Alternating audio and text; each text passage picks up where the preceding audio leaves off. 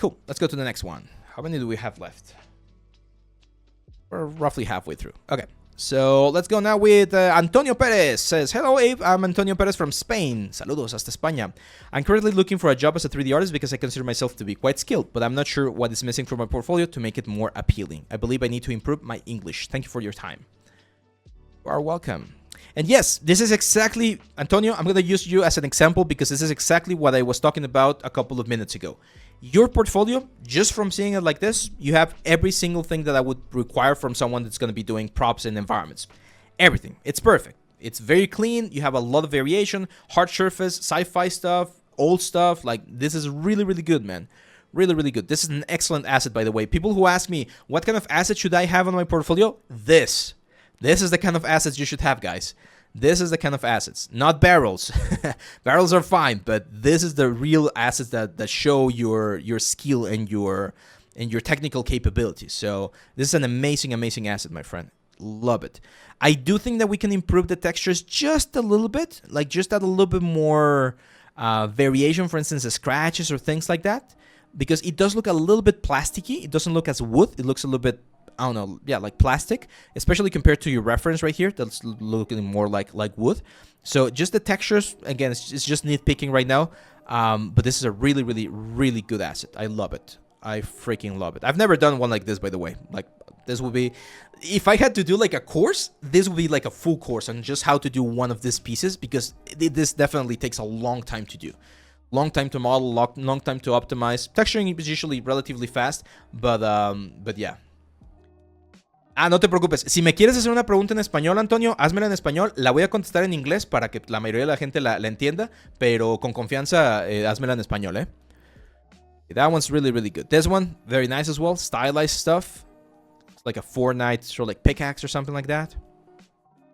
Yeah, this is great, man. Where's the environment? Where's this environment, man? Do you have it? Oh, there. Here it is. Nice, nice. Okay, this one does have a couple of things that I would optimize a bit more, like the shingles on the rooftop. They look a little bit fakeish, but in general, the scene as a whole looks nice. Yep. Nice modular approach. This is the concept piece. Okay, yeah, you were following the concept piece, so that's not bad. Yeah, this is good, man. I do think we can play a little bit more with the like the color correction and the cinematic feel of it, because right now I do feel like we oversaturated or overexposed certain areas, and we're missing a little bit of that sort of like a juiciness to the whole thing. But this is it's an ambitious one. This is an ambitious project because it's got a lot of things, and I think you managed to get really close. Some of the proportions are a little bit off. For instance, here the gate is really big, and as you can see, it frames the gallows here very, very nicely. And in your concept, we missed it. It's a little bit smaller in terms of scale. I'm not sure if you were able to properly match the scales in, what were you using, in Maya or Max? But it's a good one. It's a good one. I would keep that one. It's not as strong as your other ones in terms of execution, but it's a good one. This one I really like, man. Another great asset. Look at the level of detail on the textures. That's great, man. Beautiful. Simple assets. Very, very simple assets. This is like decimation or something like that, which is perfect for this kind of assets. Yep. Exactly what we're going for. Nice one. What, like Sputnik or something like that?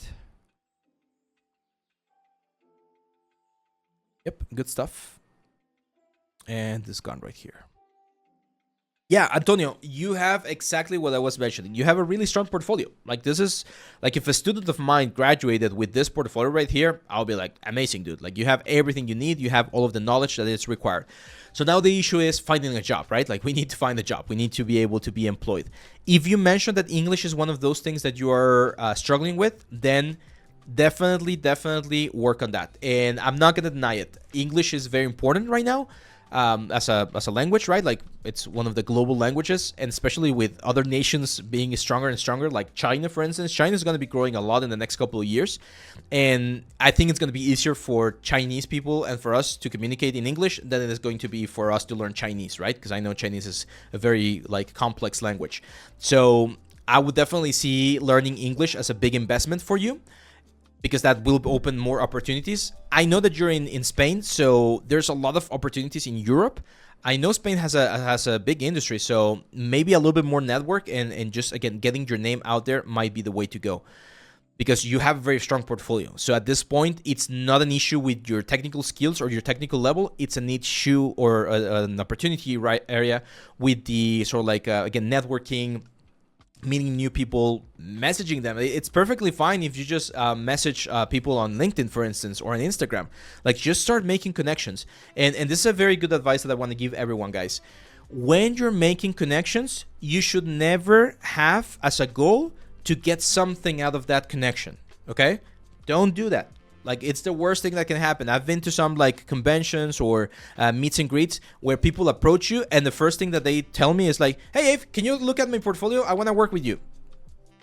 You've immediately ruined your chances, right? Because you're joining, or you're sort of like approaching me or anyone else, right, with the intention of getting something out of that other person, and no one likes that kind of person. So how do you approach someone? "Hey, Ave, how are you? My name is Antonio. I'm a character artist, or I'm a 3D artist. I love what you do. I'm from Spain."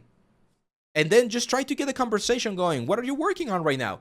Or is there a project that you're working on right now? What brings you here? What do you like about the event so far? Like, just get small talk going.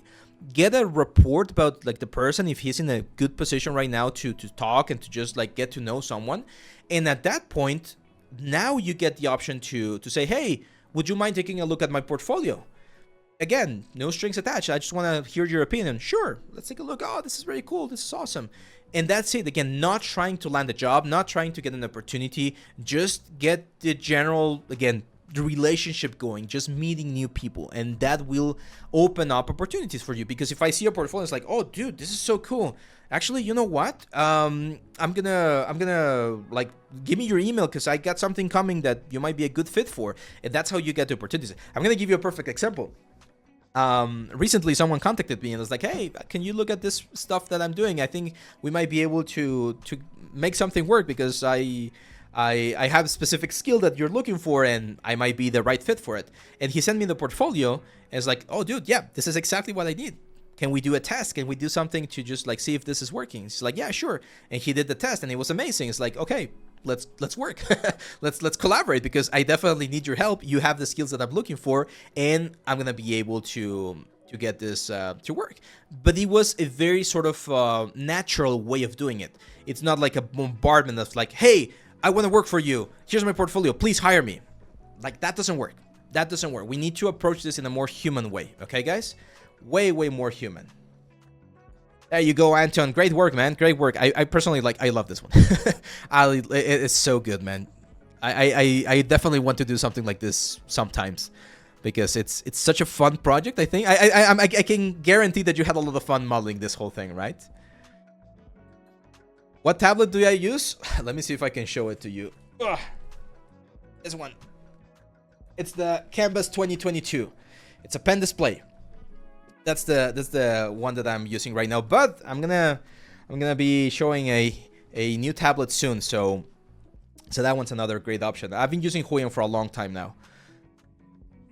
And then you guys, I mentioned, right, that we're gonna have the winners for the contest, and they're gonna be using this one, the Canvas, or the top winners are gonna be winning the Canvas 16 Gen 3, which is a really good one. Oh, let's go. It's 22 inches. It's not the biggest one that they have. I think the biggest one is like 27 inches.